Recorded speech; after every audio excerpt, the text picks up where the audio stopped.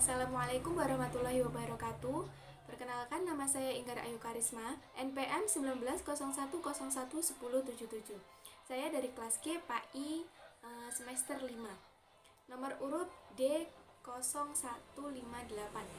Di sini saya akan menjawab pertanyaan untuk tugas UTS mata pelajaran AHP atau Al-Quran Hadis dan pembelajarannya. Soal yang pertama yaitu bagaimana konsep merdeka belajar dan pendidikan 4.0. Apa sih itu merdeka belajar dan pendidikan 4.0? Yang pertama yaitu merdeka belajar. Pemerintah melalui Kemendikbud telah memulai revolusi pendidikan sejak tahun 2019 tahun lalu, baik di tingkat dasar, menengah, ataupun tingkat tinggi atau perguruan tinggi. Konsep yang diusung dalam revolusi ini adalah merdeka belajar di semua aspek pendidikan formal. Namun, tampaknya masih banyak pihak yang meragukan apakah di Indonesia benar telah siap dalam penerapan sistem merdeka belajar ini. Salah satu alasan paling banyak didiskusikan adalah infrastruktur pendidikan. Pada tahun lalu, yaitu tepatnya pada tahun 2020, dunia telah dihadapkan dengan tantangan baru, yaitu industri 4.0. Kita telah masuk ke era baru industri yang biasa disebut dengan data teknologi. Pada titik ini, hampir semua aspek kehidupan akan bergantung pada teknologi, khususnya machine learning, AI, and robot. Lalu, sebenarnya apa itu merdeka belajar dan bagaimana konsep tersebut bisa efektif dalam sistem pendidikan 4.0 yang akan segera diterapkan di semua level pendidikan? Selanjutnya, kita akan membahas tentang konsep merdeka belajar dan pendidikan 4.0. Konsep merdeka belajar sangatlah berbeda dengan kurikulum yang pernah ada dan digunakan oleh pendidikan formal di Indonesia. Konsep pendidikan baru ini sangat memperhitungkan kemampuan dan keunikan kognitif individu para siswa. Berikut garis besar konsepnya. Yang pertama yaitu asesmen kompetensi minimum. Perbedaan konsep pendidikan baru ini dengan kurikulum yang digunakan sebelumnya adalah siswa diharapkan mampu menunjukkan kemampuan minimum dalam hal literasi dan numerik. Fokusnya bukanlah sebanyak apa siswa mampu mendapatkan nilai melalui penugasan dari guru, tetapi bagaimana siswa mampu berpikir secara kritis menggunakan kemampuan kognitifnya.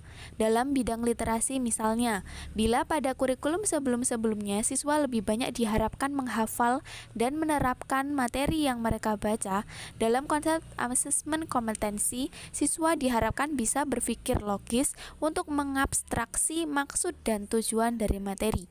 Begitu juga dalam hal numerik atau pada pelajaran sains seperti fisika, kimia, khususnya matematika.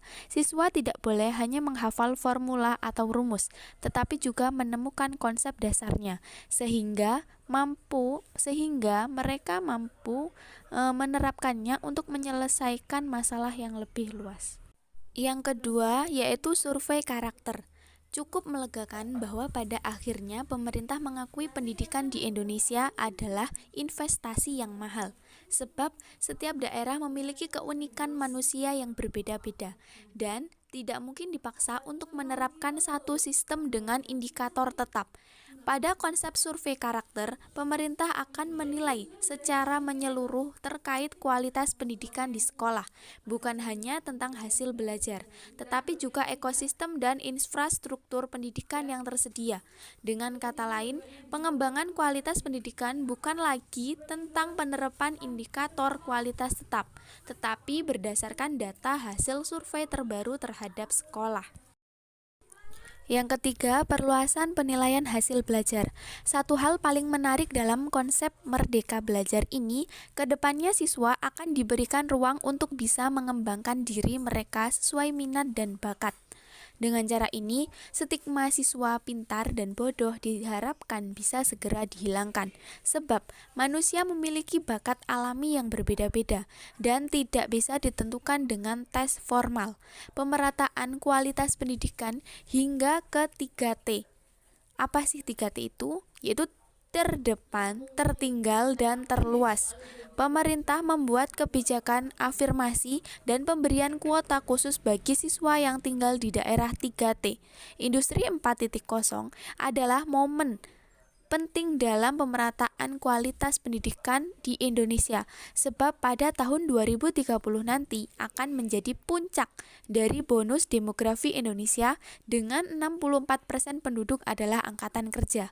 Kesiapan sumber daya manusia di Indonesia akan sangat menentukan keberhasilan kita dalam menghadapi persaingan di industri 4.0, khususnya di daerah 3T yang masih memiliki tingkat kelahiran yang sangat tinggi.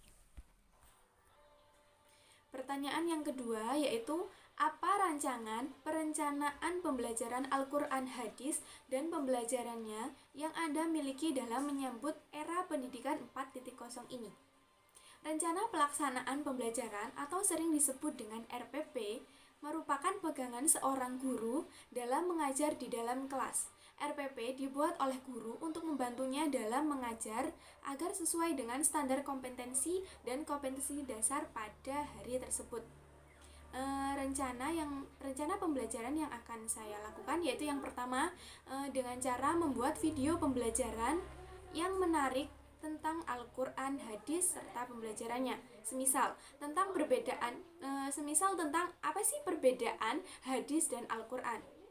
Dalam video tersebut saya akan menjelaskan tentang perbedaan tersebut. Lalu setelah selesai membuat video tersebut bisa diunggah di YouTube agar memudahkan peserta didik dalam memahami materi tersebut. Kelebihan YouTube juga bisa diputar secara berulang-ulang. Yang selanjutnya yaitu podcast, merupakan media rekam digital, biasanya berbentuk audio atau video. Penggunaan podcast dapat menjadi alternatif dalam mentransformasikan ilmu kepada peserta didik. Penggunaannya sebagai media pembelajaran dapat meningkatkan pemahaman peserta didik. Karena dengan podcast, peserta didik dituntut untuk meningkatkan kemampuan mendengar dan memahami materi yang telah diterangkan. Yang selanjutnya yaitu Zoom Meeting dan Google Meet. Jika dua media sebelumnya dalam penggunaannya hanya terjadi komunikasi satu arah, maka Zoom Meeting dan Google Meet memberikan kelebihan komunikasi dua arah. Hal itu memberikan sensasi sebagaimana halnya mengajar tatap muka. Guru dapat lebih interaktif dengan peserta didik, begitupun sebaliknya. Pertanyaan yang ketiga yaitu, bagaimana strategi pembelajaran Al-Quran Hadis dan pembelajarannya dalam menghadapi tantangan era pendidikan 4.0? Era revolusi industri 4.0 ditandai dengan berkembang pesatnya ilmu pengetahuan dan teknologi. Perkembangan ilmu pengetahuan dan teknologi yang pesat memunculkan inovasi baru yang berpengaruh pada beberapa sektor, seperti ekonomi, budaya, dan sosial. Peran manusia tergeser oleh teknologi sehingga mengubah cara kerja, bekerja, dan berhubungan satu sama lain.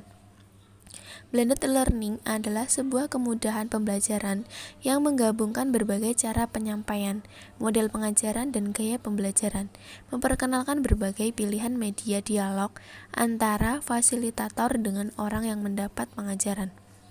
Blended learning juga sebagai sebuah kombinasi pengajaran langsung atau face-to-face dalam pengajaran online, tapi lebih daripada itu, sebagai elemen dari interaksi sosial. Manfaat dari penggunaan e-learning dan juga blended learning dalam dunia pendidikan saat ini adalah e-learning memberikan fleksibilitas dalam memilih waktu dan tempat untuk mengakses pelajaran.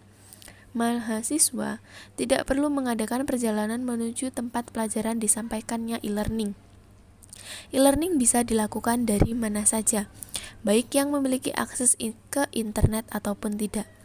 E-learning memberikan kesempatan bagi mahasiswa secara mandiri memegang kendali atas keberhasilan belajar. Pembelajar bebas menentukan kapan akan mulai, kapan akan menyelesaikan, dan bagaimana dalam satu modul yang ingin dipelajarinya terlebih dahulu.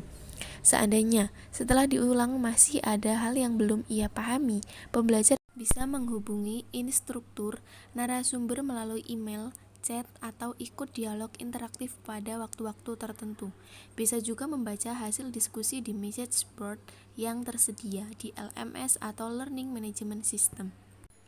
Pertanyaan keempat yaitu, bagaimana pengembangan media pembelajaran Al-Quran, hadis, dan pembelajarannya yang sesuai dengan era pendidikan 4.0? Dalam video, beri contoh cuplikan gambar atau video macam-macam media pembelajarannya. Yang pertama yaitu YouTube. Adalah media yang telah dikenal luas oleh seluruh manusia. Dalam ranah pendidikan, YouTube dapat dijadikan media alternatif dalam menyebarkan materi pembelajaran. Pembelajaran tatap muka dapat digantikan dengan YouTube, seperti guru menyiapkan video, dapat berupa rekaman dirinya mengajar atau berbentuk slide dengan diisi suara guru. Setelah video siap, kemudian diunggah ke YouTube. Yang kedua yaitu Zoom Meeting dan Google Meet. Zoom Meeting dan Google Meet memberikan kelebihan komunikasi dua arah. Hal itu memberikan sensasi sebagaimana halnya mengajar tatap muka. Guru dapat lebih interaktif dengan peserta didik, begitupun sebaliknya. Yang ketiga yaitu Google Classroom.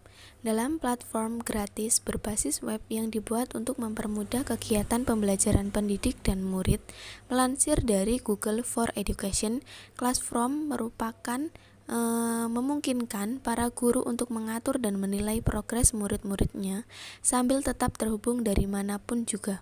Karena berbasis web, platform ini secara otomatis sudah terintegrasi dengan layanan Google Suite for Education lainnya seperti Gmail, Google Docs, dan Google Calendar.